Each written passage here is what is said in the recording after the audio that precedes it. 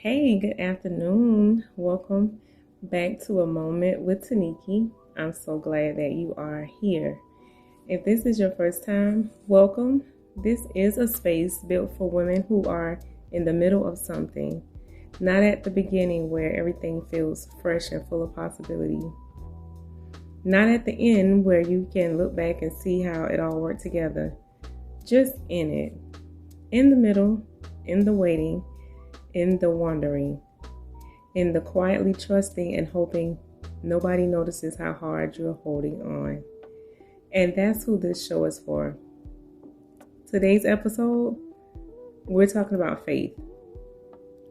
Not the perfection of faith, not the Sunday morning version of faith, but the real kind. The kind that shows up on a Tuesday at 5 a.m. when you're asking God if He can still hear you. This episode is called Faith Around and Find Out. Now let's get into it. Can I be a little honest with you about something? Sometimes we try to faith a formula. We wait until we feel certain, until we feel ready, until we feel like we have enough information to make a move that actually makes sense. We treat faith like a spreadsheet. If the numbers line up, then we'll trust God to do the rest. If the plan is airtight, then we'll step out. But faith was never designed to make sense. It was designed to anchor us when nothing else does. And I had to learn that the hard way over the course of my life. There was a season where I did everything right. I followed the steps. I checked the boxes. I prayed the prayers. Asked God for clarity. Waited. Prayed again. Waited some more. And the clarity I was looking for never came. Well, at least not in the way that I expected it. Not on the timeline I needed it. And in those moments, the only thing that kept me moving wasn't a plan. It was a posture. A posture of faith until you make it. Faith it until you make it, if you will. A stepping forward as if the ground was already solid, even when I couldn't see it beneath my feet. I want to ask you something before we go any further. Can you think of a time when you did everything right and still felt lost? When you were faithful and obedient and still ended up in a place that made no sense? If that's where you are right now, stay with me because I think this episode was made for this moment in your life. About 6 months ago, I walked away from the corporate world. And I want you to understand what that means. Not just professionally, but everything that comes with it. The stability, the identity, the answer to, so what do you do? That people seem to ask without you having to explain yourself. I walked away from all of that to pursue something that made perfect sense in my head, but almost no sense on paper. Entrepreneurship, content creation, being an author of a blog, the dreams that I had been living with inside of me for years, just waiting on me to finally be brave enough to say yes. There is no guaranteed income waiting on this side, right? You have to create as you go. Monetization comes after. So no safety net neatly in place, just a calling, a conviction, and a God who kept saying, go. So I went. I won't pretend that it's been easy though, because it hasn't always been. But 6 months in, of no real 9 to 5, I can tell you with everything in me, God's provision has been sustaining me in ways I cannot fully explain. He has been faithful in every single gap. I'm grateful in a way that goes beyond words, because I know what cost to get me here, and I also know who kept me. But God wasn't done confirming that yet.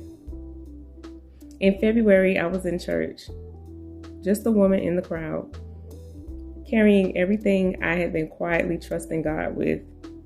The leap, the unknowns, the quiet doubts I hadn't said out loud to anyone. And at the end of the service, my pastor called me out, right there in front of the entire congregation. He spoke directly to the overwhelm I had been living in.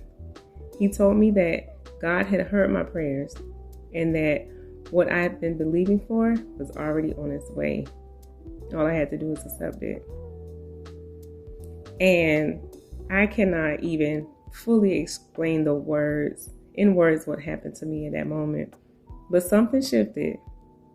As the pastor spoke even more, I stood up, I lifted my face towards the sky, and I exhaled from somewhere deep. And with that breath, I felt everything leaving. The heaviness, the unknowns, the quiet doubts, the fear. All of that began to release off my chest, off my spirit. And then it seemed like everything else around me disappeared. My family, the members of the church, the noise, the room itself. It truly felt like it was only me and the Lord.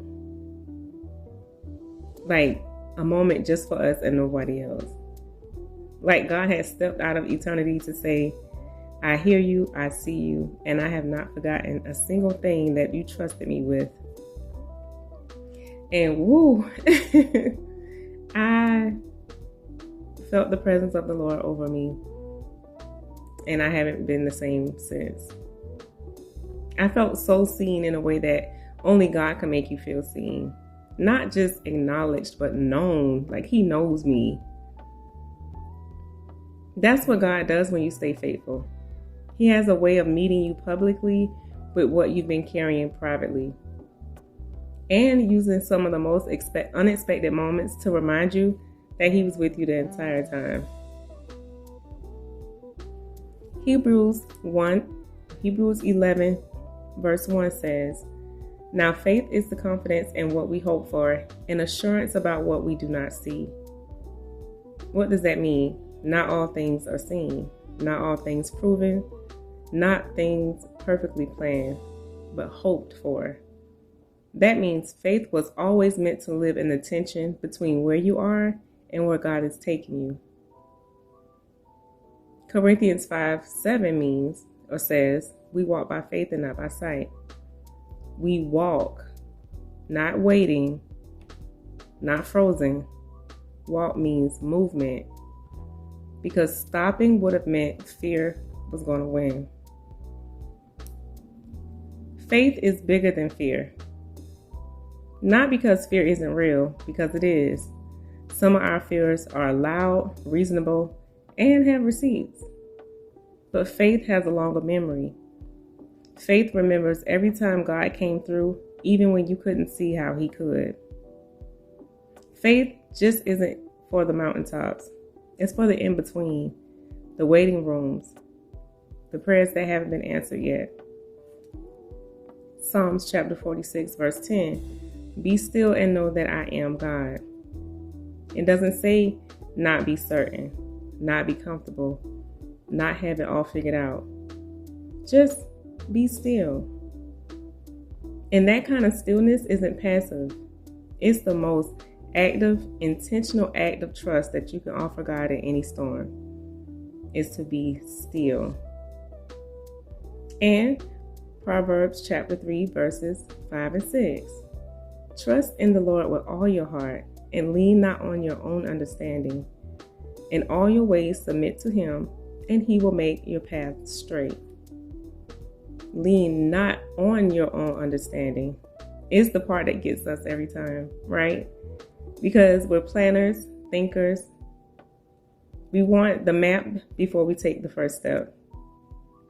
But God keeps asking us to move with just enough light for the next step and to trust that the next will come, that the rest will come. Faith doesn't erase doubt. It walks forward with it. It doesn't demand explanations before obedience. It rests in the truth that God's silence was not absence. And of course, delay is not denial. Before I let you go, I want to leave you with something you can actually use, because I know that some of you who are listening right now may not be on the mountaintop. You might be just in the middle. You might be on the edge of giving it all up. And I want to inspire you and help. So if your faith feels small or still right now, here's where you can start. Start with gratitude, not request. Before you bring God your list, remind yourself of what He's already done. Even one remembered moment of His faithfulness is enough to restart your faith. Gratitude recalibrates everything. Next, speak it out loud. Romans chapter 10 verse 17 says, faith comes by hearing. So speak the word over yourself, even when you don't fully feel it yet. Say it in the car, say it in the mirror. I literally do this. I will talk to myself on the way to wherever I'm going, just confessing what I'm believing God for out loud. Say it until your spirit catches up with what your mouth is confessing. Next, take one small leap anyway. You don't need a bold leap, just one obedient step. Send the email, make the phone call, show up to do the thing. God meets you in motion, not just in the stillness.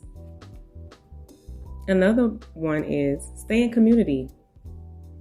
Isolation makes doubt louder. When you can't hold on to your own faith, let somebody else's faith hold you for a little while. Find your people, your church, your circle. You were never designed to carry this alone. And lastly, give your doubt to God directly. You don't have to pretend with Him. He already knows. Tell Him exactly where you are, the fear, the confusion, the exhaustion. Honest prayer is still prayer. And God is more than capable of meeting you right where your doubt is, and He's going to walk you through it. Trust me, I know. God's silence is not absence, remember. And whatever you've been trusting Him with, He hasn't forgotten anything. So keep going. Do you know a woman who is in her in-between season right now? Waiting, doubting, holding on by a thread? Send her this episode. Share it with her today. Because sometimes all you can do is faith around and find out that God was already ahead of you the entire time. Thank you so much for your time today. This has been a Moment with Tiniki, and I'll see you in the next one. Remember, the full essay of what I've written, Faith Around and Find Out, is on my Substack, becomingwiththiniki.substack.com. And I would love to meet you over there. And it's free, okay? Thank you for listening. Now go forth and be great and have the faith that God got your back.